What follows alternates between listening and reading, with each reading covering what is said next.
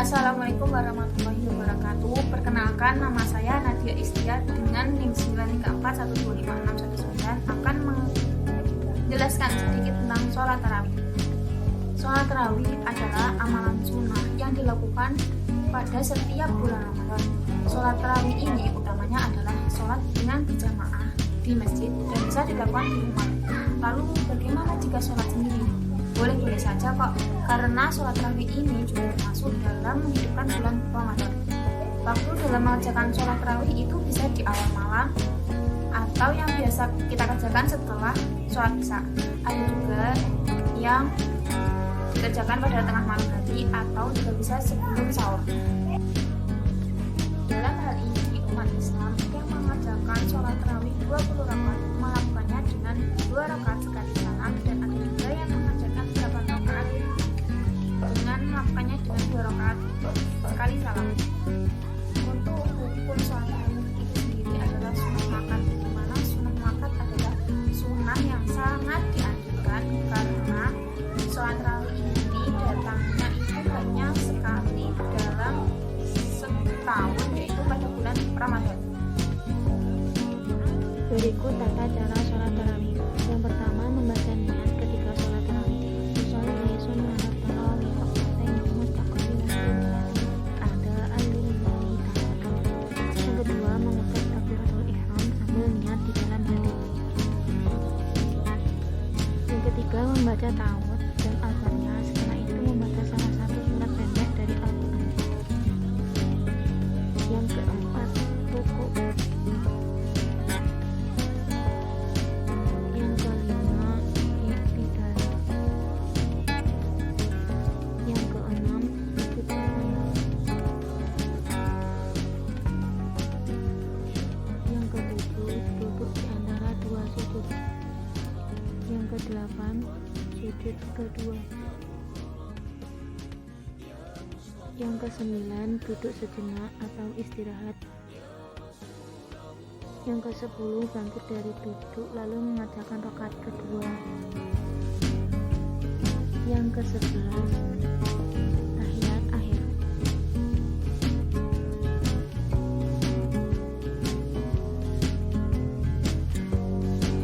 Yang terakhir, salam dan melakukan istighfar dan dianjurkan untuk membaca doa kami.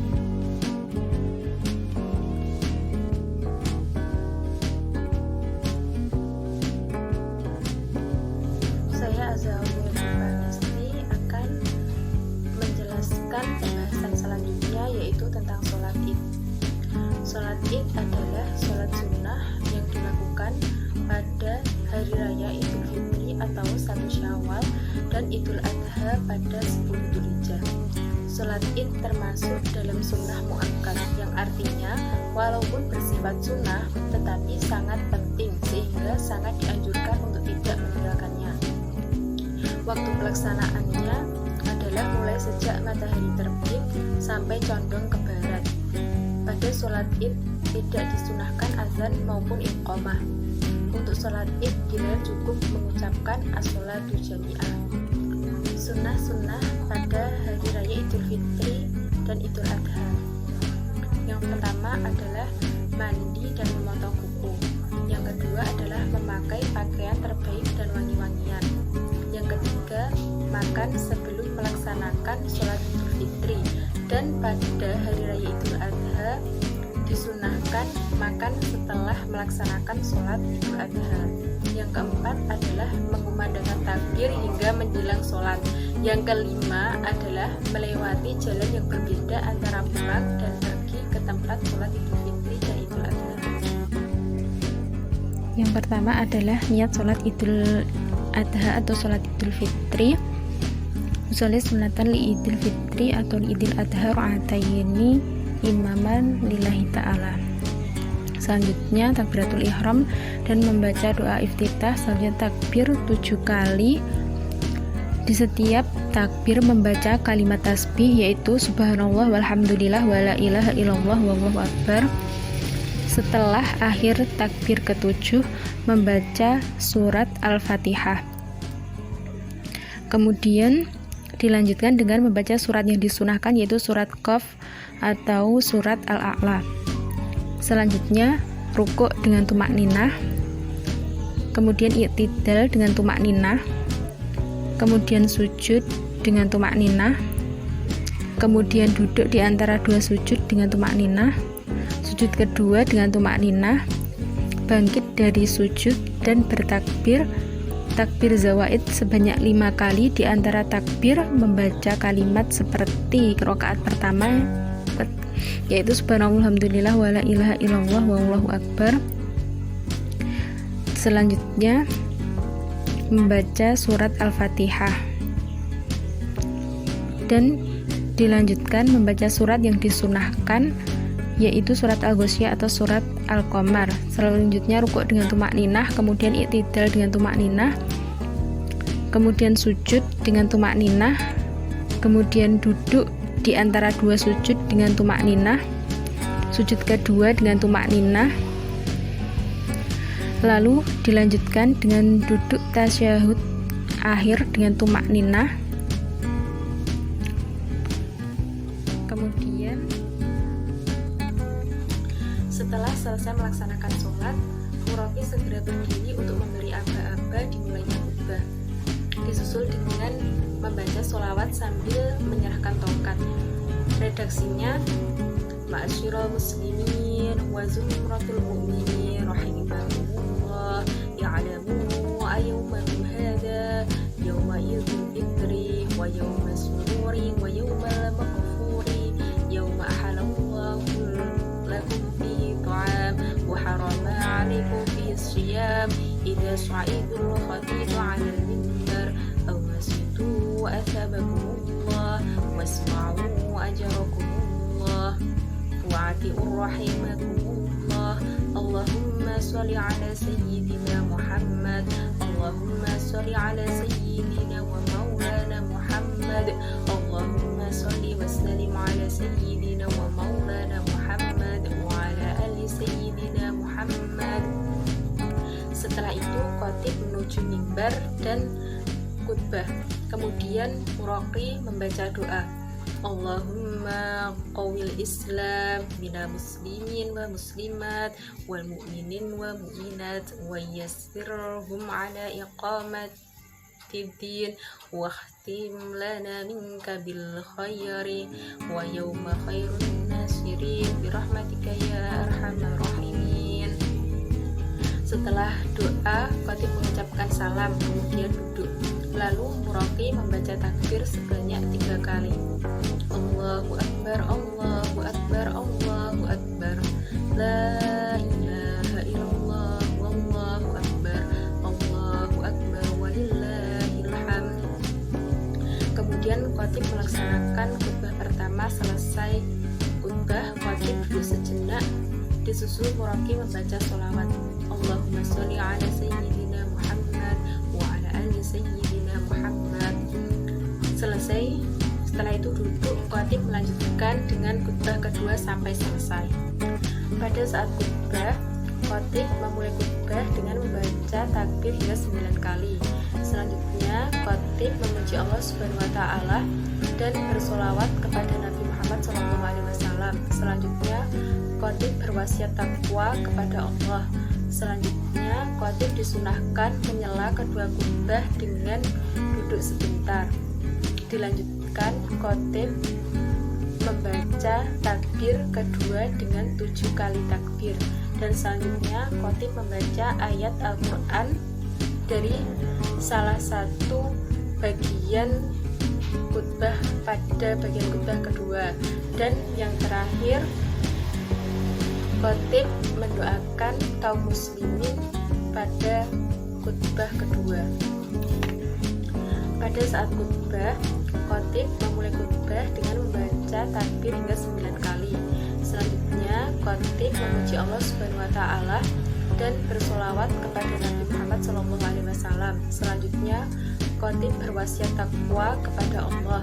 Selanjutnya, khatib disunahkan menyela kedua khutbah dengan duduk sebentar. Dilanjutkan, khatib membaca takbir kedua dengan 7 kali takbir, dan selanjutnya khatib membaca ayat Al-Quran dari salah satu bagian khutbah pada bagian khutbah kedua. Dan yang terakhir, khatib mendoakan kaum muslimin pada khutbah kedua.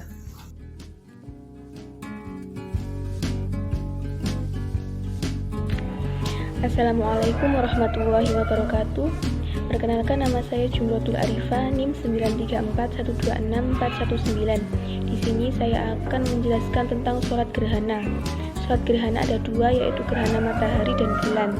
Dalam istilah ahli fikih, gerhana dinamakan kusuf, yaitu gerhana matahari, dan khusuf, gerhana bulan, yaitu hilangnya seluruh atau sebagian cahaya matahari atau bulan dan perubahan cahaya menjadi warna hitam atau gelap. Jadi, sholat gerhana adalah sholat yang dikerjakan dengan gerakan dan tata cara tertentu tatkala hilang seluruh atau sebagian cahaya bulan atau matahari. Hukum sholat gerhana yaitu ada dua pendapat yang berbeda. Yang pertama, pendapat para ulama berpendapat bahwa sholat gerhana hukumnya sunnah muakkad dan dilakukan secara berjamaah. Demikian ini pendapat dari Imam Asy-Syafi'i, Dawud Ibnu Hazm, dan Ahmad. Dan pendapat senada juga datang dari Atta, Hasan, An-Nahai, Ishaq, dan riwayat Ibnu Abbas radhiyallahu anhu. Dalil mereka yaitu sunnah yang diajarkan ialah menunaikan sholat gerhana berjamaah di masjid sebagaimana yang dilakukan oleh Nabi Muhammad SAW. Walaupun boleh juga dilakukan sendiri-sendiri, namun pelaksanaannya dengan berjamaah lebih afdol, yaitu lebih baik, karena yang dilakukan oleh Nabi SAW ialah dengan berjamaah. Dengan demikian, sunnah yang telah diajarkan ialah menunaikannya di masjid. Adapun pendapat yang kedua yang mengatakan wajib, yakni Imam Asy-Syaukani, Siddiq Hasan rahimahullah, Syekh Albani rahimahullah, Syekh Muhammad bin Shalih Utsmainin rahimahullah, berkata sebagian ulama berpendapat sholat gerhana wajib hukumnya berdasarkan sabda Rasulullah SAW, jika kalian melihat maka sholatlah, muttafaqun alaih. Sesungguhnya gerhana merupakan peristiwa yang menakutkan. Nabi Muhammad SAW menyampaikan khutbah yang agung dengan menjelaskan tentang surga dan neraka. Hal itu yang menyebabkan adanya pendapat wajibnya sholat gerhana. Karena jika kita disibukkan dengan urusan masing-masing tanpa menghiraukan adanya gerhana, dikhawatirkan menjadi sebab turunnya azab Allah dan kita diperintahkan untuk mewaspadainya. Yang selanjutnya yaitu waktu sholat gerhana. Waktunya yaitu dimulai dari awal gerhana matahari atau bulan sampai gerhana tersebut berakhir. Berdasarkan sabda Nabi SAW, sesungguhnya matahari dan bulan adalah bukti tanda-tanda kekuasaan Allah. Sesungguhnya keduanya tidak mengalami gerhana karena kematian seseorang dan tidak pula karena hidupnya seseorang. Oleh karena itu, bila kita melihatnya, maka berdoalah kepada Allah dan sholatlah sampai terang kembali. Muttafaqun alaih. Sholat gerhana matahari tidak ditunaikan jika telah terang seperti sedia kala dan gerhana terjadi tatkala matahari terbenam. Demikian pula sholat gerhana bulan tidak ditunaikan jika telah terang seperti sedia kala dan saat terbit matahari. Yang selanjutnya yaitu amalan-amalan yang dapat dikerjakan saat terjadinya gerhana. Yang pertama yaitu memperbanyak zikir, istighfar, takbir, sedekah, dan amal soleh. Yang kedua, keluar menuju masjid untuk menunaikan sholat gerhana berjamaah. Yang ketiga yaitu wanita keluar untuk ikut serta menunaikan sholat gerhana.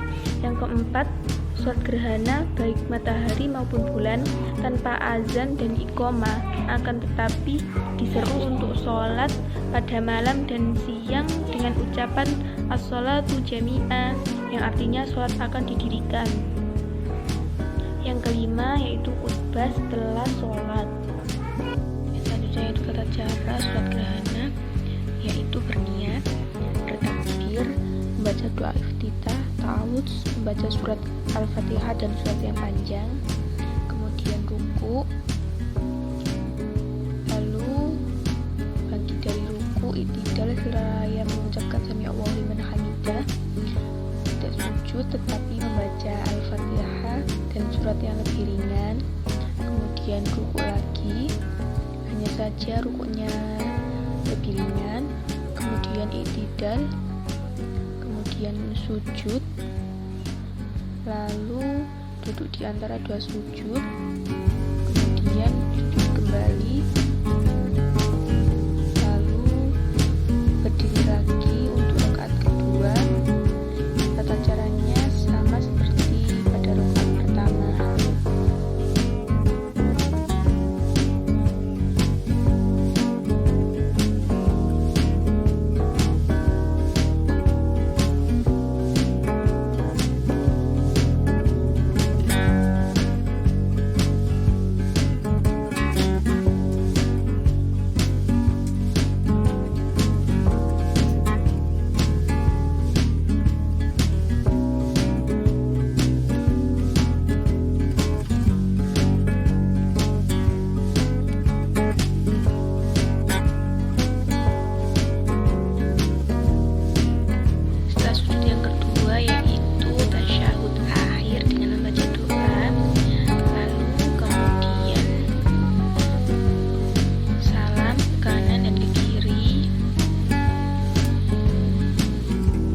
Sekian dari saya, kurang lebihnya mohon maaf. Wassalamualaikum warahmatullahi wabarakatuh.